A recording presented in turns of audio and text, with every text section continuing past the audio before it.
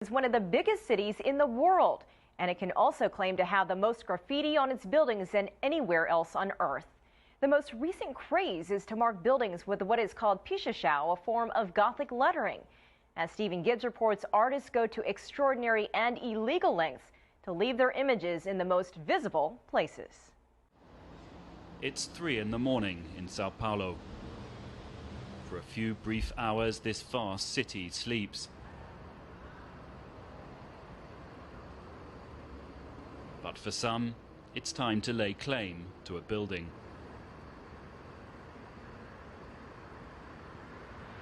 Seven stories up without any safety equipment.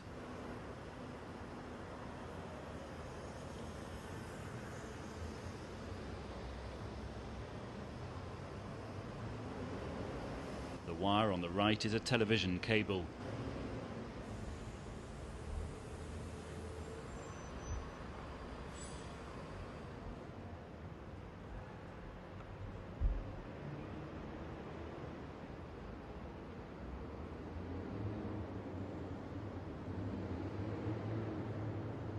These young men are, it seems, driven by an almost instinctive desire to make a mark.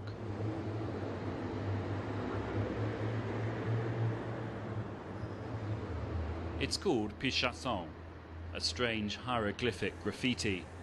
For some, it's a form of free expression. But it is something the Brazilian authorities are trying to stamp out. The police spotted and arrested these two climbers. We were asked to stop filming. Sem imagem agora. Nós chegamos por uma meia hora. Falou? Sem imagem agora. Na muralha em pé, mais cidadão José, servindo estado. But putting an end to this craze would appear a huge task. Already much of this, the biggest city in the southern hemisphere, is covered in the graffiti. What the symbols mean is deliberately obscure.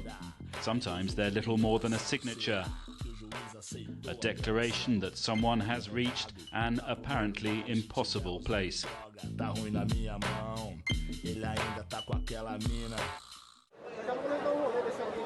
On Thursday nights in the city's old centre, enthusiasts gather to share ideas about their designs and patterns.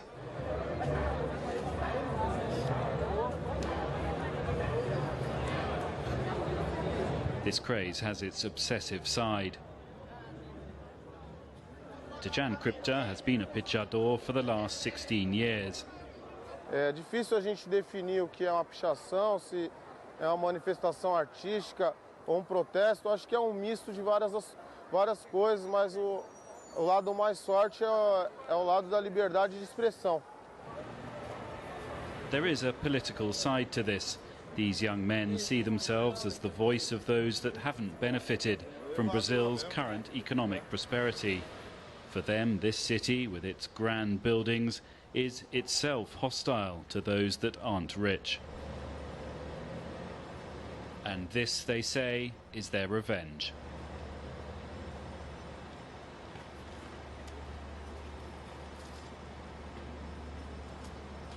A gente não acredita nas leis. Tipo, as leis são... a gente vive num sistema falho, num sistema injusto. As coisas não são justas aqui. Então, acho que enquanto houver injustiça, sempre vai haver insatisfação. E uma parede pichada é sinal de insatisfação. But for those who wake to find their homes and properties defaced, there's little sympathy with the self-proclaimed protesters. Eu acho que é feio, não muito legal. Mas está normal do Brasil isso, esta sobola aqui. Está normal.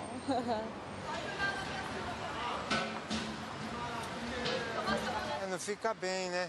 As partes mais belas do centro está tudo pichado, não fica nada bem bom. Limpar, por exemplo, não adianta, porque nós limpamos, eles vêm a mesma coisa, repinta a mesma coisa, picha a mesma coisa. Entendeu? Você não pode, não tem como fazer nada.